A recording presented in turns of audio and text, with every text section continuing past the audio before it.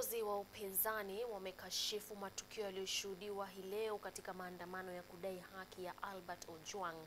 Kiongozi wa Wiper Kalonzo Musyoka pamoja na mwenzake wa PLP Martha Karua wameilaumu serikali kwa kujaribu kuvuruga maandamano hayo, kutumia vijana kuzua rabsha katika maandamano hayo.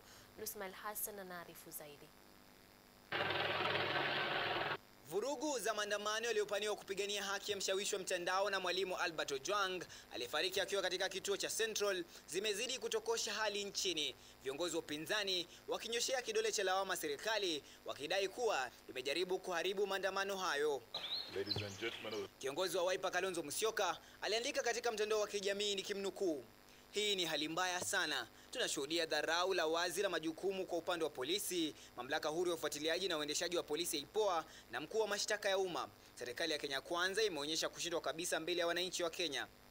Kalonzo anaendelea kwa kudai kuwa kwa agizo la Bwana Ruto, magaidi waliokuwa wakitumia pikipiki wakiwa na usaidizi wa polisi walijaribu kuvuruga maandamano ya leo kwa kuwatishia watoto wasio na hatia na watu waliokuwa wakitumia haki yao ya kimsingi ya kuandamana kama inavyoainishwa katika kifungu cha 37 cha katiba ya mwaka 2010.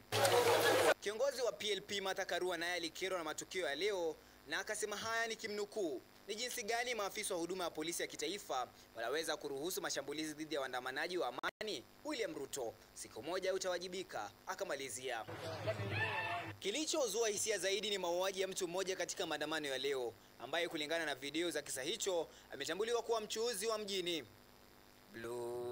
Ismail Hassan,